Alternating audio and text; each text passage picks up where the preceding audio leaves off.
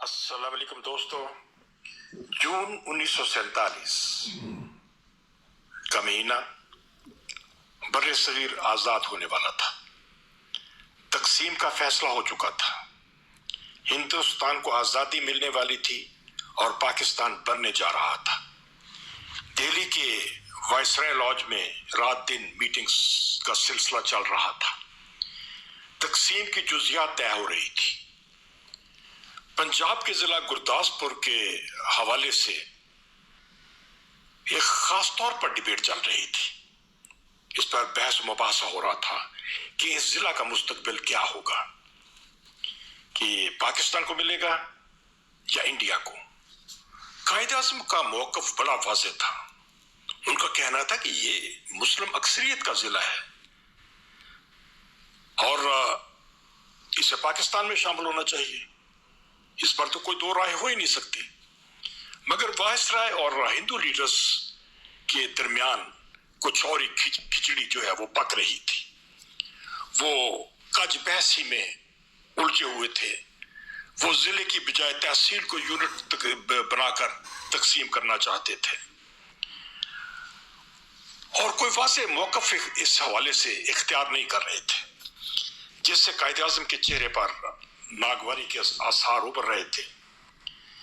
इतने में वायसराय की आवाज उभरी, लिसन जेंटलमैन, यानी आप मेरी बात सुने। जिस पर कायदे आज़म की तरफ से तुरंत जवाब आया, I will not listen to mister viceroy, यानी मिस्टर वायसराय मैं आपकी बात नहीं सुनूंगा। हम सिर्फ उसकी बात सुनेंगे जिसको हमारी बात सुनने का हौसला हो। तुम तो चीजों को बुलडोज करना चाहते हो।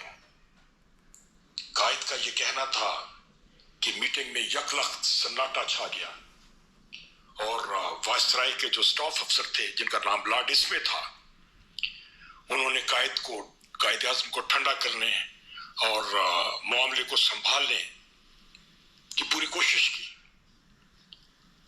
मगर वही हुआ जो वायसराय के जहन में था।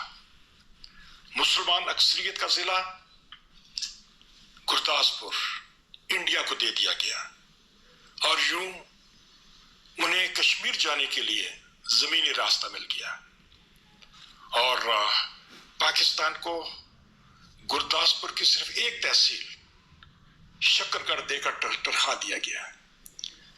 बाकी तहसीलें शकरगढ़ पाकिस्तान मिल गई, बाकी तहसीलें इंडिया को मिल गई और यूं इंडिया को कश्मीर तक जाने के लिए जमीनी रास्ता मिल गया, सड़क मिल गई और कश्मीर का ना हल होने वाला, कभी ना हल होने वाला जो मसला था वो मार्ज़ वजूद में आ गया, जिसका खमियाजा हम आज तक भुगत रहे हैं।